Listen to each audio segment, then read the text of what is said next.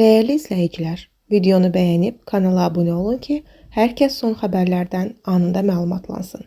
Xəbər verilir ki, Prezident Administrasiyasının sabiq rəhbəri, Azərbaycan Milli Elmlər Akademiyasının keçmiş prezidenti, akademik Ramiz Mehdiyev barəsində Dövlət Təhlükəsizlik Xidmətinin Baş İstintaq İdarəsi tərəfindən cinayət işi başına alıb. Dünən Səbəli rayon məhkəməsi onun barəsində 4 aylıq ev dustaqlığı qəti imkan tədbiri seçib.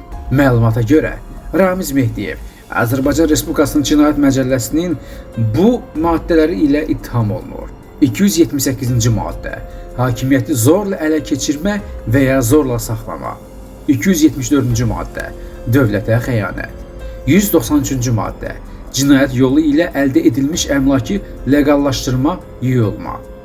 Qeyd edək ki, Ramiz Mehdiyev 1995-2019-cu illərdə Prezident Administrasiyasının rəhbəri, 2019-2022-ci illərdə isə Azərbaycan Milli Elmlər Akademiyasının prezidenti vəzifəsini icra edib.